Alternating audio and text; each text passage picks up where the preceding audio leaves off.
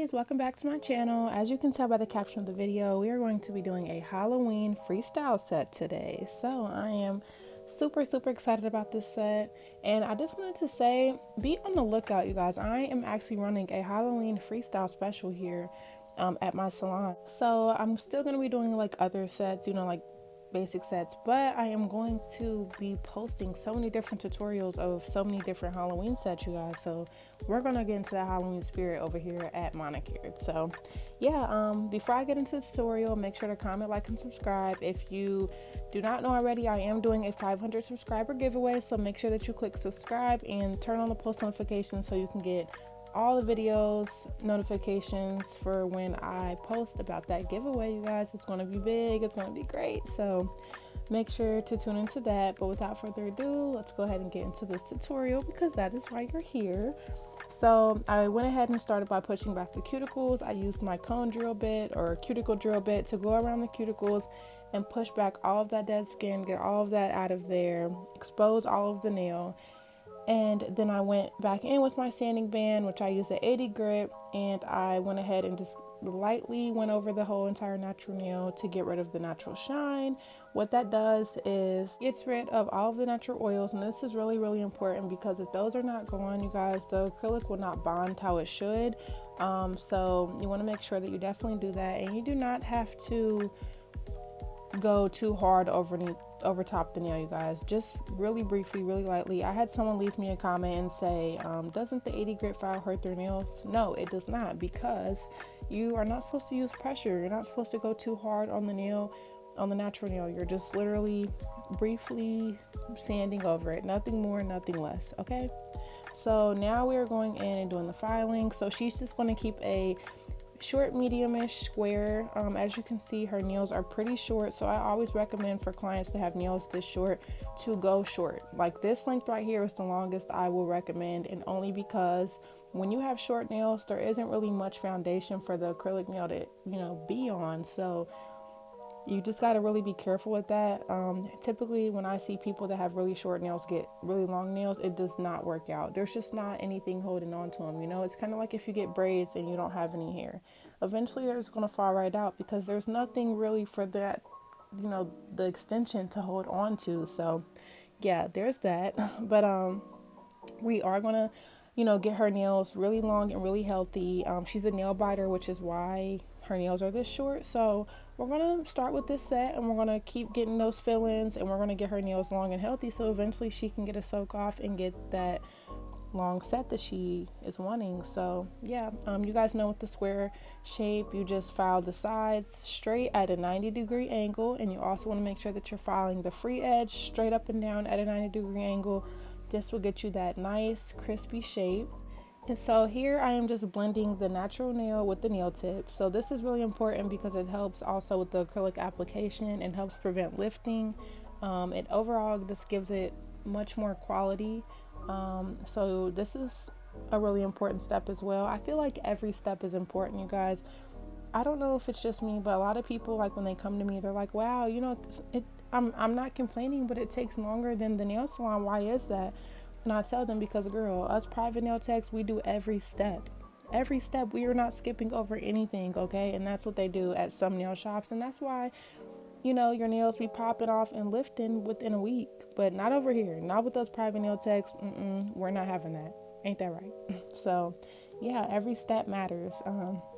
So now I'm going in with my Secret Dehydrator. This is just another layer of that dehydration, another round of getting all the natural oils off that we can. And this is my Young Nails Protein Bond. This is what's going to help the acrylic bond to the nail and have a good adhesion, I guess I should say, a good relationship with that nail, you guys. So that's really important. You can find both of those off of Amazon. Super good products, I swear by them. I've been using them since I started nails, and I freaking love them. So definitely check them out, and they're not too expensive. I know the bottles look, well, the Secret Dehydrator is actually a pretty nice size. The Young Nails Protein Bond does look small, you guys. I don't know how, but it lasts me a while, I swear. So now we're going to get into the acrylic application. So most of the design is going to come in at the end. Practically all of the design is going to come in at the end. So this is just going to be a quick little acrylic tutorial as far as this part.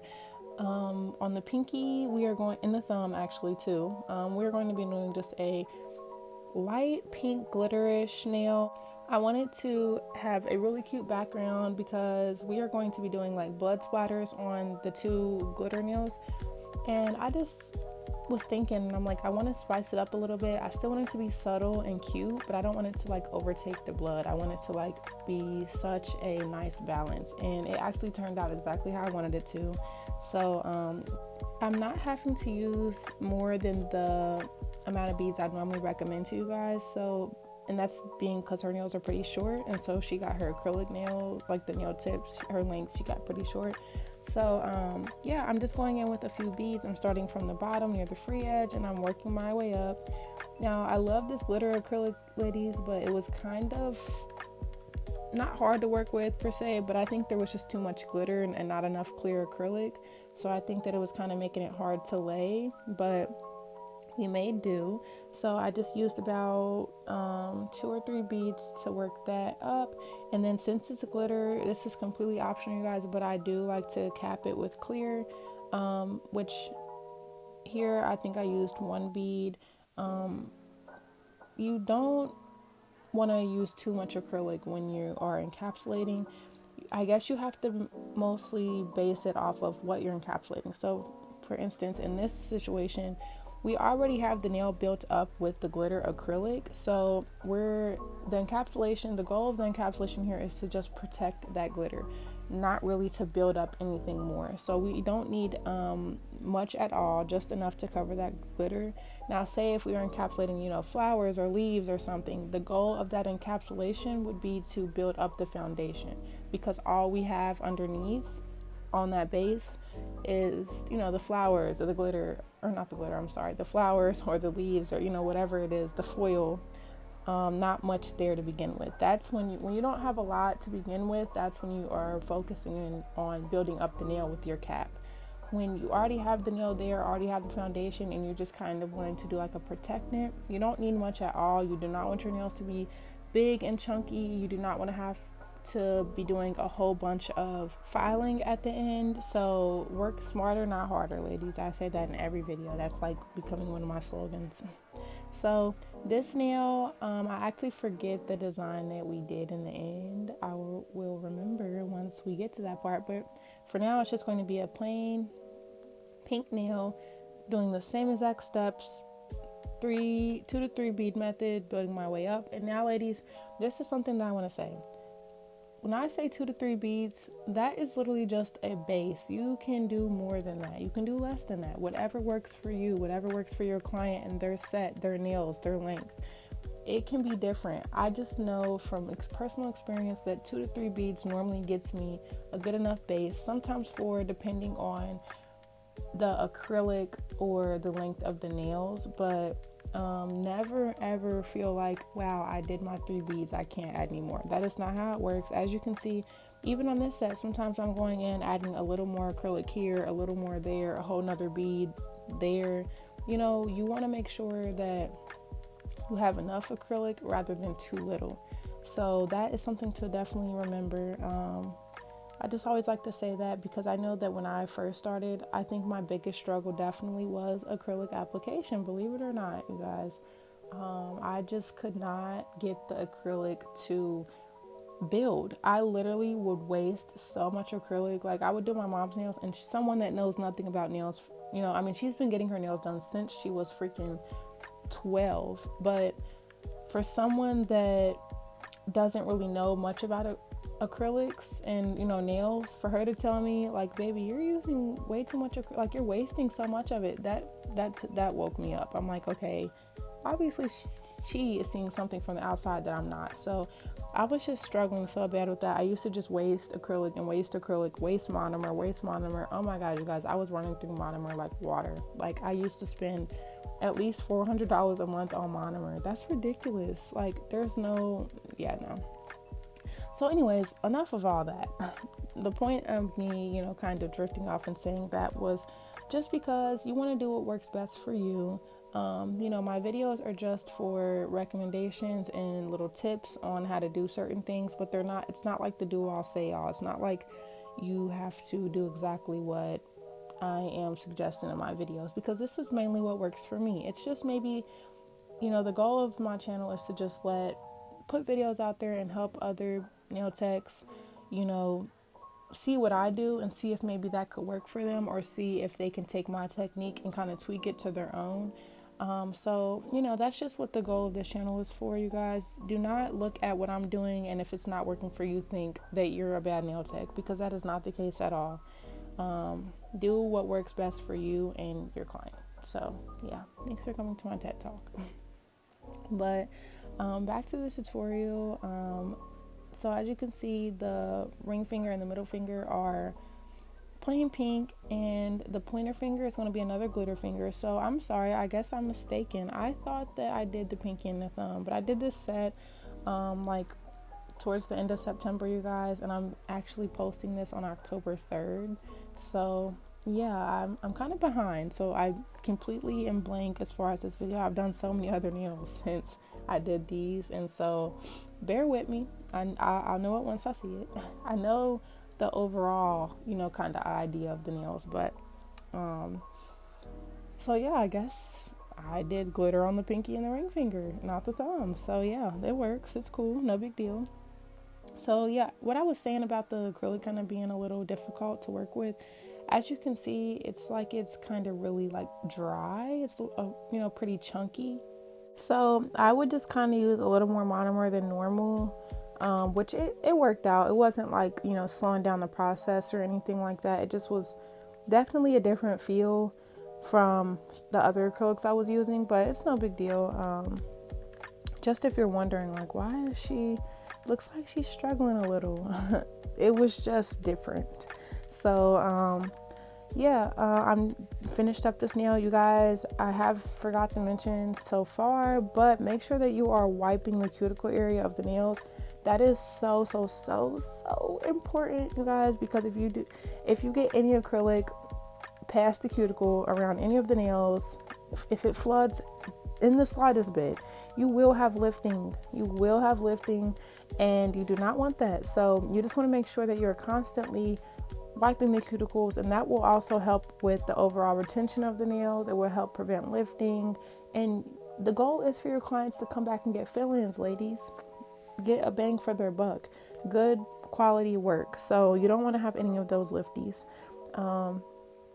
And also I am wiping the edges of the side walls of the nail, as well as the free edge of the nail, just to keep that acrylic nice and clean, you guys. You'll see in the end, I say this in every video, when it comes to do the filing, it literally takes not even 15 minutes, if that, probably not even 10, honestly, you guys, because everything is just already so neat and clean that I don't have to do much, cleaning, shaping or e-filing. It just is already so nice and laid and clean and straight. So I'm just really going back over it rather than completely redoing it, and it's such a nice feeling to be able to kind of fly by through that. So yeah, you just want to try to work as clean as possible, as neat as possible. It definitely pays off.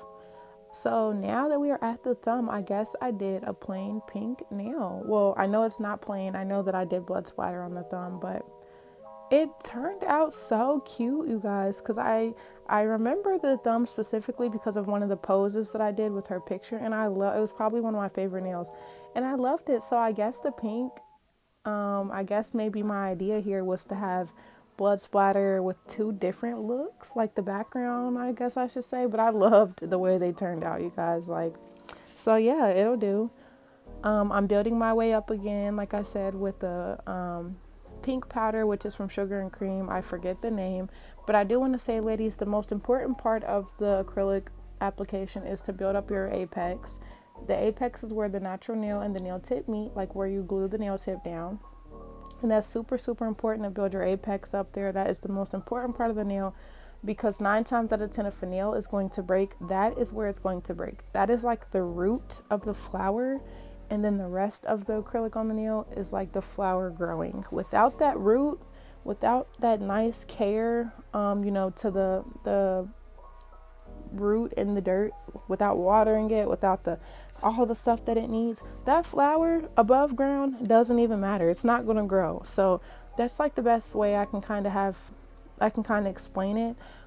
Without having that nice apex there, the rest of the nail doesn't matter. So a lot of people think that they have to have a big, nice, chunky nail for it not to break. It doesn't even matter. As long as that apex is fine, you're good. You know, just because your whole nail is thick does not mean that your nails won't necessarily break. So that's just a little food for thought.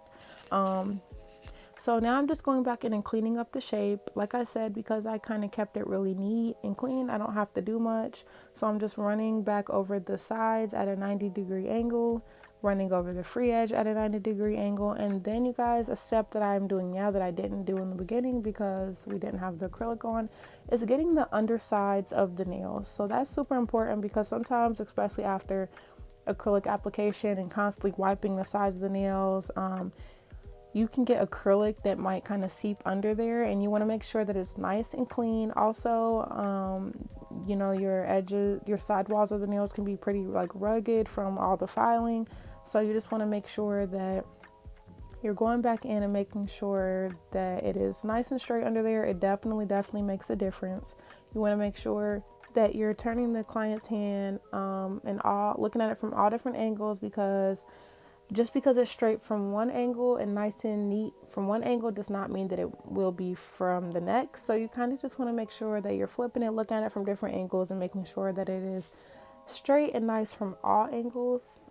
Because I know sometimes I don't know about you guys, but me, once I'm staring at the nails from one point of view for so long, it starts to look the same. So I like to, you know, kind of flip them, look at them, make sure that they're good from all around, you know, every aspect, from just my personal so used to point of view. That totally didn't make any sense, but you guys know what I mean. So yeah, I'm going in with that E-file. I have switched over to a ceramic drill bit, which I love so much more than my sanding band. Don't get me wrong, the sanding band still does what it needs to do, but the ceramic drill bit, I feel like this makes it much more cleaner, and it seals the cuticles so much better. So that is what I'm doing here. I'm sealing the cuticles, which really helps prevent lifting and helps get that acrylic locked in to where it needs to be. And then I, of course, am going over the rest of the nail, left to right, top to bottom, smoothing it out, just making sure that overall has a nice smooth surface. I also, as you can see, am filing underneath the curve of the nail tip, and that just makes sure that it's nice and clean under there. You know, I'm constantly pressing up the free edge of the nail, pressing up against the free edge of the nail when I'm doing my acrylic application. So I don't know what could get stuck under there or what I could push up under there. So I just like to make sure that it's clean and neat. Now I'm going back in with my buffer. This is the easiest step of them all. You just want to make sure that you're getting the entire nail, top to bottom, around the cuticles, everything, because you want to make sure that you're getting all of the debris, all of the scratches, anything that was left over from the e-filing off, to make a nice, smooth, clean base for your design. So that is what we're about to get into now. So on the middle fingers, I'm going to be doing a cute little ghost. And so what I did was just kind of start at the corner of one side of the nail. And, you know, this does not have to be perfect. Ghosts are all wonky anyways. So I just kind of like made a little hill shape from one side to the other, and then just filled it in with the white. I'm using white gel polish, of course. I forget the brand. I did get it off Amazon. If you want to know, I can put it in the comments. It's just a basic white gel. So yeah, I'm just kind of going back in with the white, filling it in, making sure that it's not you know, really sheer or see-through, kind of filling it in, because I am only going to do one layer of the white.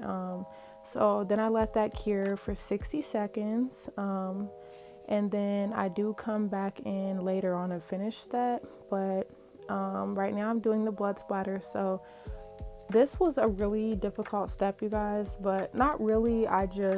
It took a minute to get into the groove. So what I did was have red gel polish, and I mixed it with acetone to give it like a watery substance.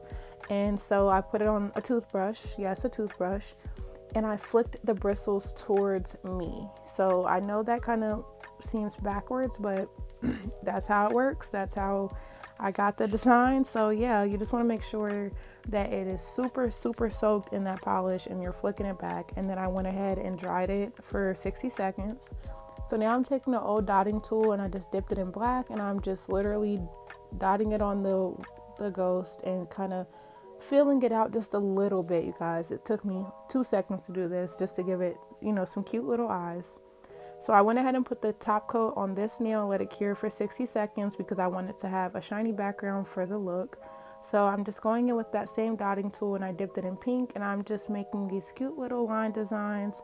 Nothing hard, nothing major. You're literally just placing it on the nail and going from left to right, just spreading it out a little bit. And then before you cure it, I'm going back in and I'm pouring just basic clear acrylic powder over top. And this is going to give it like a 3D. I was going for like a skeleton bone type of look. You might have seen me do this again for the croc print. That's something you can also call it, but that's what I was going for here, like a skeleton look. So I went ahead and let that cure, and then I came back and dusted it off, which you will see that final look in the end. So this nail, I'm actually going to be placing a cute little skeleton hand jewel. It's one of my favorites. So what I did was applied the gel top coat first and let that cure for 60 seconds. And the reason I did that is because with the type of rhinestone glue I use, it's the same as any rhinestone glue, but I just like the way that it kind of blends in more when you already have the top coat on versus putting it on and then trying to put the top coat over top. It's kind of like the top coat, when you put it over top, it kind of like brings out where you put the glue. So yeah, I let that cure after placing the jewel, and this is the final result. These are so freaking cute, you guys. So cute and short and just girly Halloween, you know? So I hope you enjoyed this little short tutorial. Be on the lookout because I'm going to be posting so many more of these. And yeah, make sure to comment, like, and subscribe. And until next time.